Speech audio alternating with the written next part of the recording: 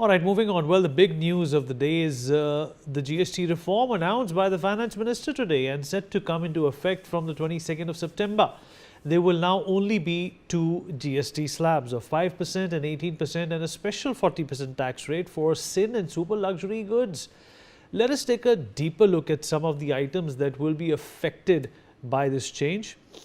And then, of course, we will also talk about this with our guest. Joining us on the program at this point in time is Dr. Ajay Dua, former Commerce Secretary, Kashish Gupta, economist, also with us on the broadcast. Dr. Dua, I'll begin with you.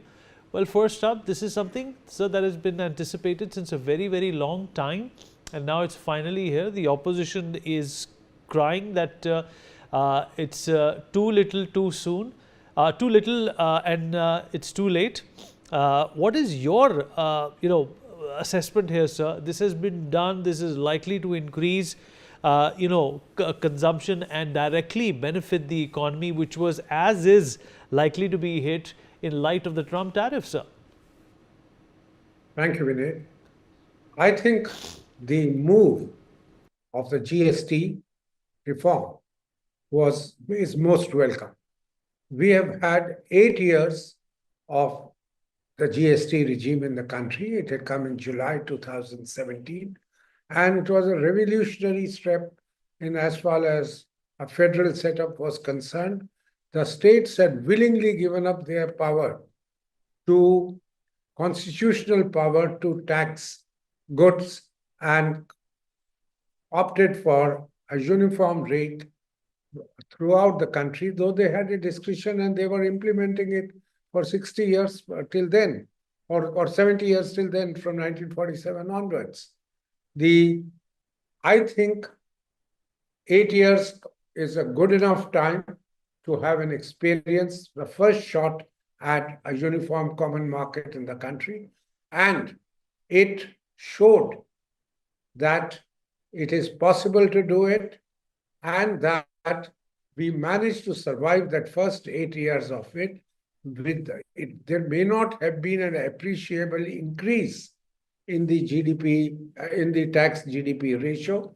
Marginal there was, but that it is possible for the state, for the benefit of the citizens, for states of different political colors and the center to combine.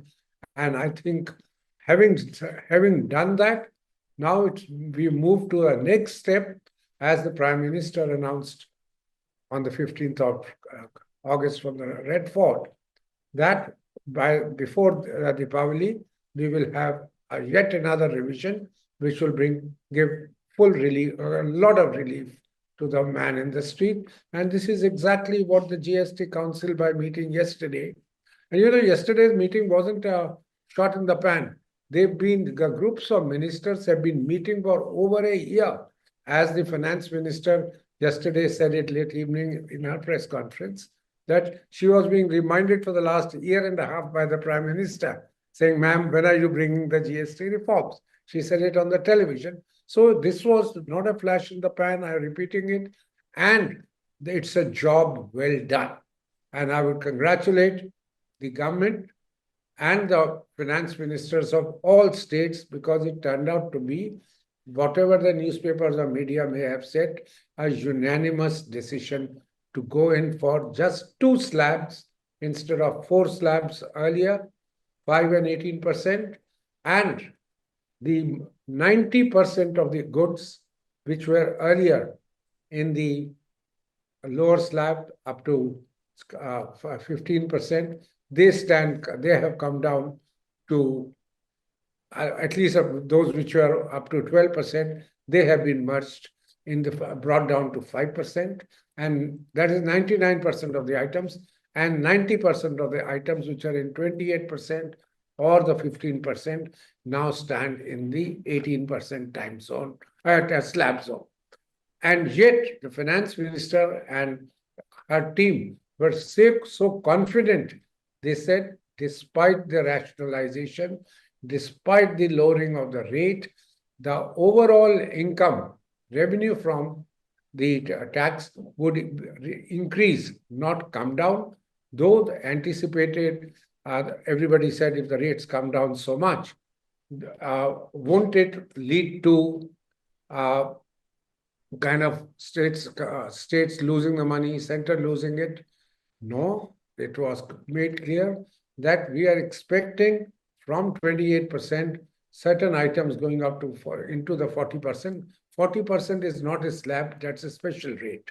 That we were, by putting certain items in the 40% zone, we expect to make good 45,000 crores of the total loss being total less revenue being anticipated of 93,000, and only 48,000 would be the